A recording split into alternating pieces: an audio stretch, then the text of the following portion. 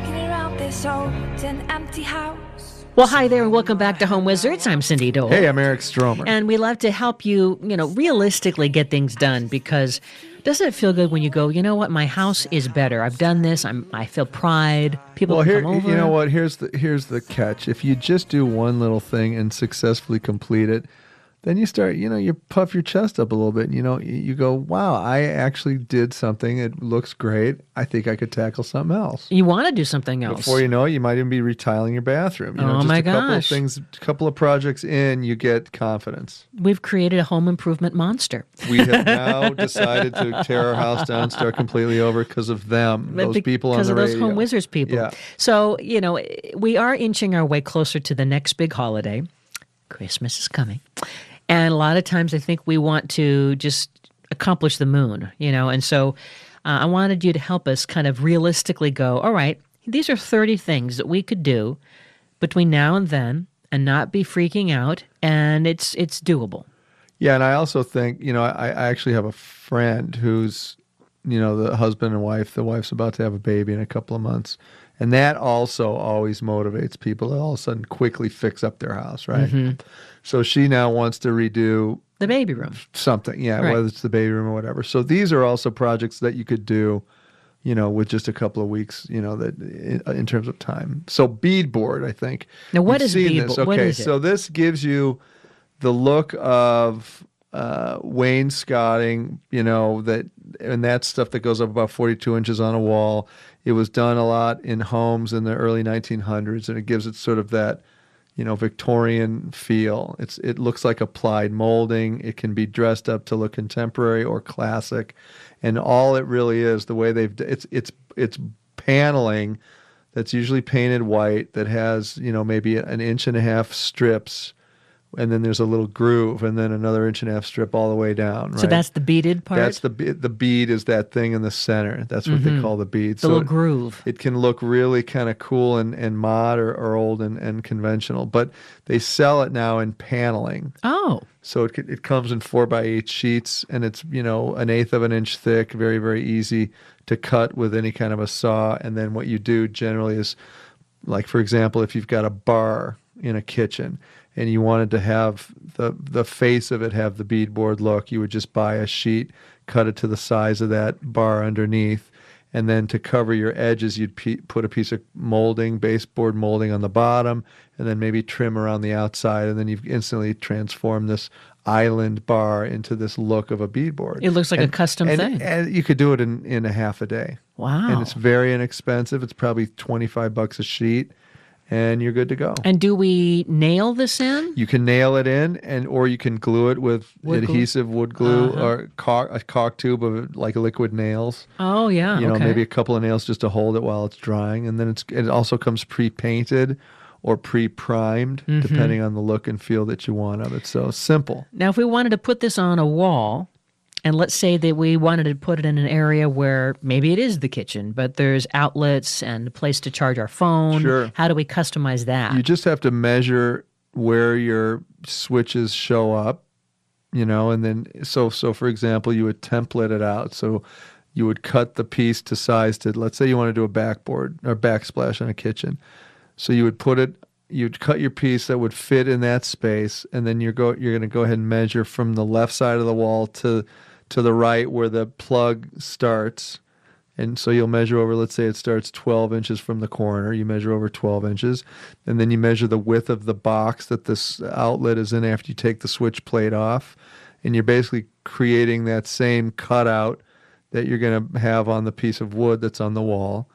And you're going to draw a little Sharpie marker on where you want that to show up on that piece of wood, take it away, cut the hole with a jigsaw, and then you can place it onto the wall and put the switch right through it, and then the plate goes over that, and it looks like it was there all the time. Sounds easy. Just that simple.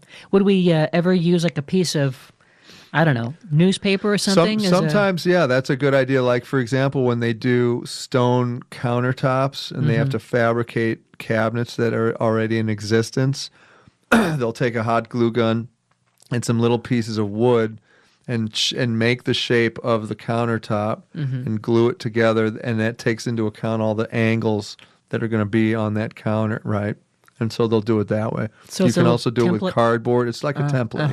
Yeah. Almost like, sewing or whatever. That's it. You're having like a sewing pattern. Okay. Well, that So sounds like that's pretty easy. That's something that we all could do. I know you guys could do it with one pass. You'd be a professional at it. and it sounds so versatile. Like it would look pretty, in a shelving area. Maybe could you? You could put it, in the backsplash of an armoire, inside the shelving system there. Just one wall. You could do, the traditional wainscoting is usually, like I said, 42 inches from the floor up. So you could install it in a dining room or a living room. And traditionally what they did it for was to keep chair backs from scratching the wall. Mm-hmm. So it was just a protective way to keep walls from getting dinged from people backing chairs into it. Mm-hmm. They actually call it chair rail for that very reason. And then so you'd put that piece up, 42 inches, and then a piece of molding at the top and a piece of baseboard, and you're done. I mean, it's interesting how just that little bit of detail, you're creating more frames. You're framing little areas. and it gives you visual appeal so that you're breaking up a wall. So it's not just a flat wall, but now you've got 42 inches up, this wood detail on the bottom. It's like art. And then the top, you've got regular drywall that you're going to paint. So you have two different colors. And you paint that wainscoting, usually the color of the trim, and then a different wall color. Pretty. Yeah. Okay, well, that's definitely something to add to our list. It's reasonable. It's definitely inexpensive and doable. And you can get this done, and now you'll have, whether it's your kitchen or your dining room or you fill in the blank, a little updo. Done. You're fancy. What about adding some storage to our entryway? This is something that I think is as we all come home, and then now with the holidays, people are coming over, and you see this dumping ground of Sure. stuff. I mean, that's something I have employed in my own home. A place where as you're walking out the door, the keys are in the basket on this armoire or this old, maybe reclaimed desk that you've bought at a garage sale that you just painted black, or taken to an auto body shop and had them spray for you for like $120, a perfect paint job. Things like that are really easy to accomplish. And again, I always recommend this if you haven't heard it before. If body shops oftentimes have free time and there's no car in the bay. And if there's no car in the bay, they're losing money. So if you walk in with a metal desk, for example, and say, "Can you paint this for me for $100?" They'll do it in a heartbeat. So don't underestimate an empty body shop as a place to refinish furniture inexpensively. Love it. Yeah. Love it. So this little piece of furniture can now have, they could even, You could paint this yourself with just a brush-on application or a couple of cans of spray paint, anything that you find at a garage sale, and then put some new maybe crystal knobs on it. I love Done. that. End of story. What Simple. about? Well, we just got done painting our front door, our black front door, and that was something that it took us. How long did it take you? Well, let's see. I guess it was really a 2-day thing because we did the prep work, and we had to take all the hinges off. We painted it while it was on. Well, we kept the hinges on initially, but then we had to tape up the hinges, and then we replaced the hinges. We did this while it was still hanging, in our front door area. So day one, we did prep and initial coats, and then we let it dry. And so I guess it wasn't all day. It was a couple hours day one, and then maybe another hour day two. Yeah, there's sanding and prep Yeah. time, and then there's paint drying time and all that good stuff. Yeah. It's about 2 days. So that's good, but that would cost you normally $250 to pay somebody to do it. So that's a huge saving. And we replaced some of the brass hinges, and then our kick plate was already looking good and cleaned that up. But maybe you need a new kick plate, little things like that, just brightening up the hardware of your door. Yeah, right. Makes a difference. Okay. Good job. What about, I love the idea of hiding cords. I love to hide the entertainment center cords, but what about with our phone chargers? It's one thing to have it plugged in the wall in the kitchen, but then, I don't know, it just seems like there's so much stuff sitting out. Yeah, a lot of times the utilitarian drawers that, we use to put all the junk that accumulates in our kitchens become cluttered and unorganized. So they do sell these divided storage systems, where you can place them in any drawer, and then instantly you have little nooks and crannies and places to put stuff. And then if you want to create a charging station in that drawer, you would just take your charger and either install an outlet somewhere behind one of the drawers below it, or there may already be one, or even drill a hole in the top of that cabinet so that you could plug in above the cabinet but have the cord in the drawer. and then that can work out pretty effectively. Yeah. So that's a pretty simple fix. 'Cause Those dividers are really inexpensive and Yeah. really effective. They're like utensil dividers, Yeah. this, and if you go to some like Bed Bath and Beyond or some of these other stores, they're expandable too, so you can kind of That's right. customize it, to make the different nooks and crannies, the shapes and sizes you need. Yeah, I mean, the charging stations, I think, are imperative when you have multiple people in a house. And I fight my kids for cords and iPad chargers and all that stuff. So label label and dedicate label. your own space. That's what we do. I love having, because my husband and I do this all the time, and so now we have Bill's charger and Cindy's charger, and so now he'll say, "Who took my charger?" And I'll say, "Well, this is the Cindy charger." It says C on it. That doesn't say sorry, B. don't know what happened to the Bill charger. So right. it just kind of like ends the debate right then and there. That's it. What about dressing up an eating area with a fresh light fixture? I mean, assuming that this doesn't require any electrical work, but something like Sure. that. I mean, if you have an existing hanging Like a pendant chandelier. lamp or Yeah. chandelier, Yeah. the swap out's pretty easy. Okay, hold on just- 1 second. yeah. Hold on. We're going to take a quick break. okay. When we come back, we're going to talk more about some of these inexpensive and easy things you can do before Christmas to your home. Eric Stormer, Cindy Dole, you're listening to Home Wizards. Walking my baby back home.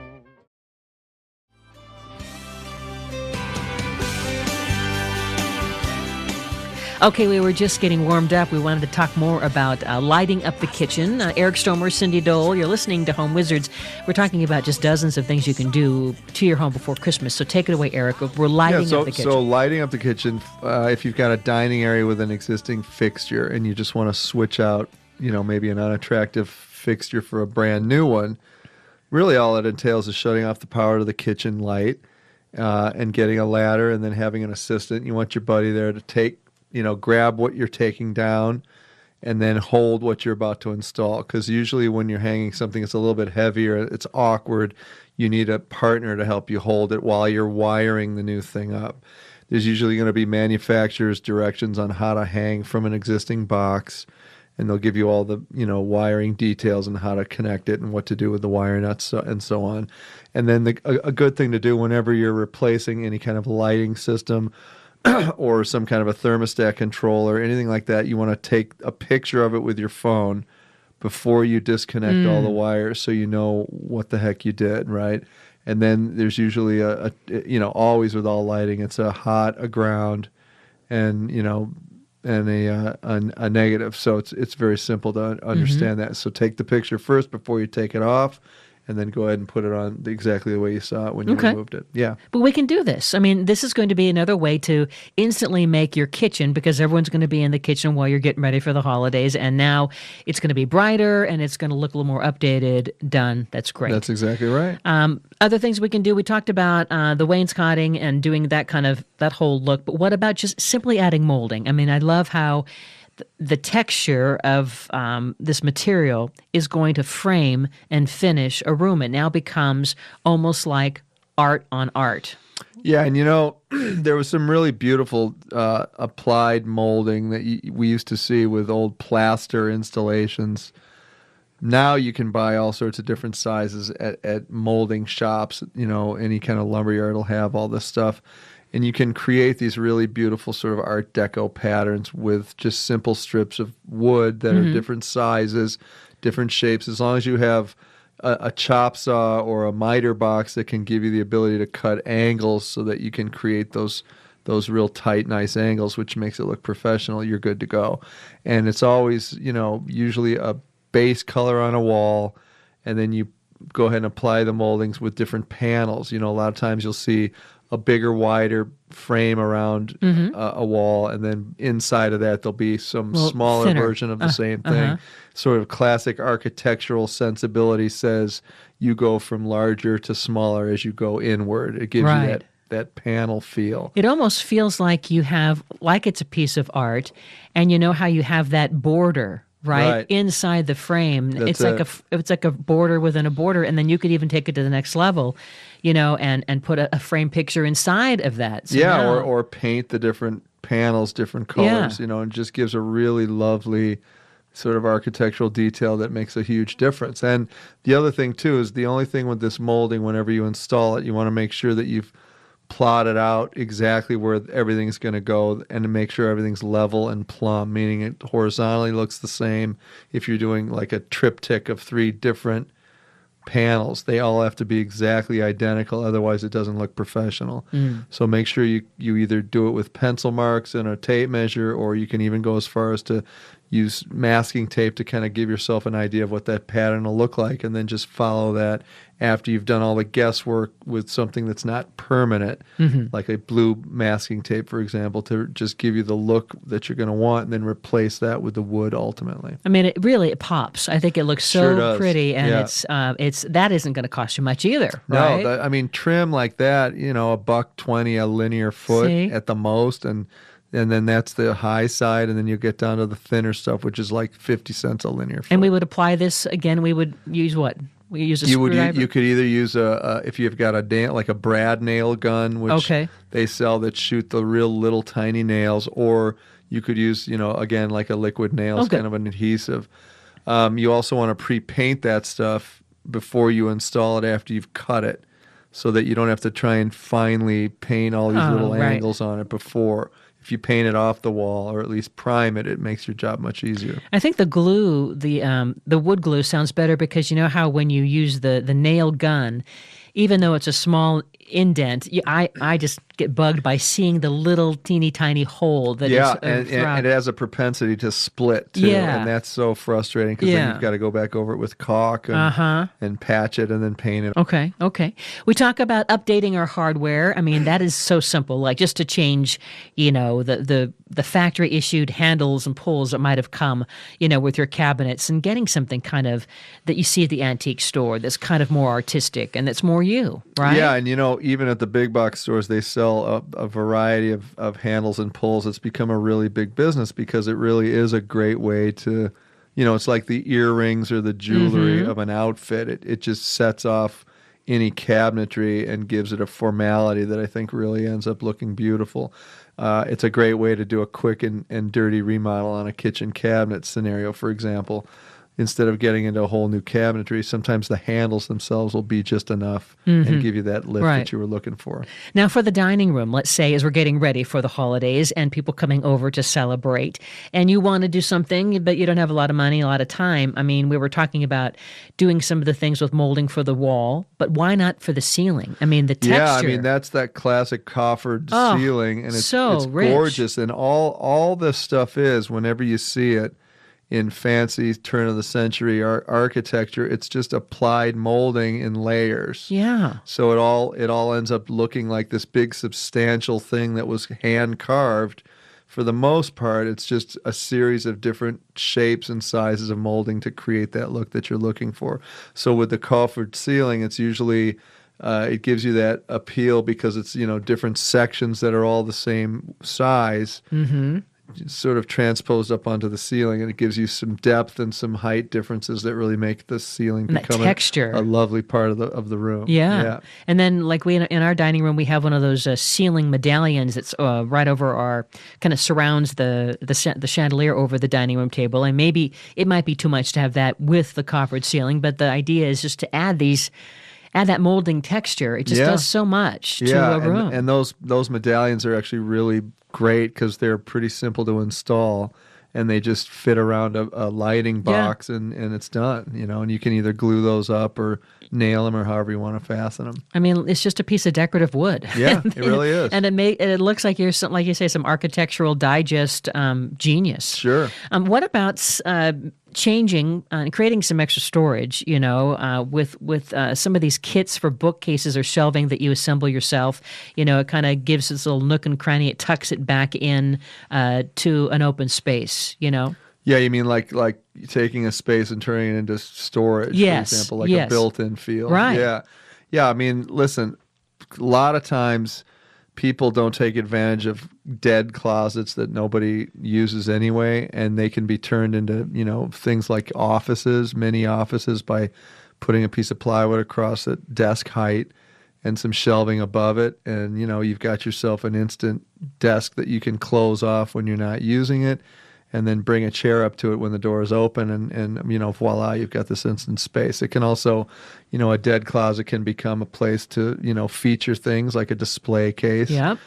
So many things can occur if you don't need it for clothing storage. Even if you're going to use the closet for storage, sometimes you can reconfigure traditional shelf on the top with a hanging rod right below it is fine for a builder series closet, but you can customize your closet if you have needs for nooks and, clothing storage and utilizing the top half of the closet. Oftentimes it's just a dead space because you can only stack boxes so far before you can't reach them anymore. Yeah. So closet configuring is a really huge thing to do. So really, there are so many things that now the question is, what are you going to pick? Because there's so many cool things you could do easily between now and the next big holiday. So we'll put all this on the website, as always, at yourhomewizards.com. We've run out of time, can't believe it, but we appreciate you hanging out with us. Go to the website, check out all the past shows you can listen to, and read articles and say hello to us. But for now, remember this, that Eric Stromer and Cindy Dole, we're here to improve your home and improve your life. And until next time, the key is under the mat. Bye-bye. I'd say that was a pretty successful broadcast.